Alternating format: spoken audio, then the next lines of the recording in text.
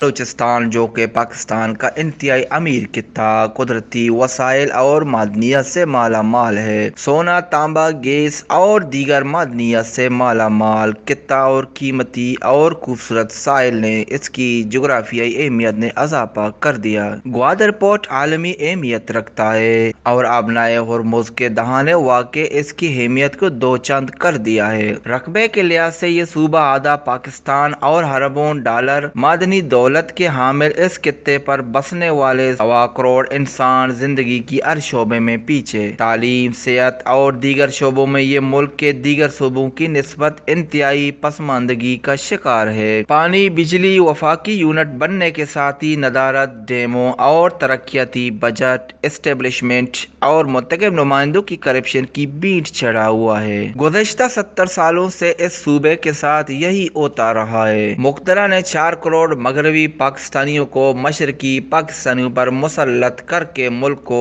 دولخت کر دیا ہے اور اس کے خطۂ ارض پر بسنے والے اسی صورتحال سے دوچار ہیں۔ یہاں گیس 1956 سے نکل رہا ہے اور اس وقت پورا ملک اس سے استفادہ کر رہا ہے۔ اسلام آباد کی سبزہ زاروں اور سندھ اور پنجاب کے چھوٹے گاؤں تک لوگ یہ گیس استعمال کر رہا ہے، لیکن اس سرزمین کے وارث اب تک اس سے محروم رہے ہیں۔ کوئٹہ کے علاوہ بلوچستان کے کسی شہر حتیٰ کہ سوئی تک بھی اس کا نام و نشان نہیں ہے۔ کیا یہ انصاف اور برابری ہے؟ کیا یہ اس سرزمین کے باشندوں کے ساتھ ظلم نہیں ہے؟ ہم سمجھتے ہیں کہ مقتدرہ بلوچوں، بلوچستان اور یہاں کے رہنے والوں شہری نہیں بلکہ نوآبادیات سمجھتے ہیں۔ اسی طرح گزشتہ ایک دہائی سے والدین اپنے پیٹھ پر پتھر باندھ کر اپنے بچوں کو اعلیٰ تعلیم دلانے کے لیے ملک کے کونے کونے میں بھیج کر تعلیم دلاتے ہیں تاکہ انہیں سرکاری ملازمت اور باعزت روزگار ملیں، لیکن ڈاکٹر مالک اور سردار ثناء اللہ کی صوبائی حکومتوں نے بلوچستان کے نوجوانوں کو سرکاری ملازمتوں کا صرف جھانسا دیا ہے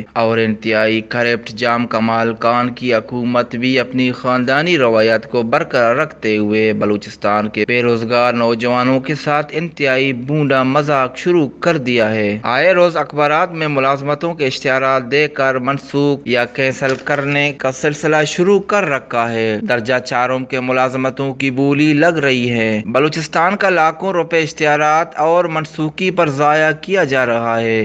وفاق بلوچستان روزگار پیکیج پر عمل درآمد اور صوبائی کوٹے پر عمل درآمد کی بجائے بلوچستان کے بے روزگار نوجوانوں کا مذاق اڑا رہا ہے۔ سفارش، رشوت اور اقربا پروری سے بلوچستان کے نوجوان انتہائی مایوسی کا شکار ہیں۔ مایوسی اور محرومی سے نفرت بڑھتی ہے۔ اس نفرت کو ختم کرنے کے لیے مقتدرہ وفاقی اور صوبائی حکومتیں مؤثر اقدامات کریں تاکہ نوجوانوں کی مستقبل کے ساتھ ملک کا مستقبل بھی روشن ہو۔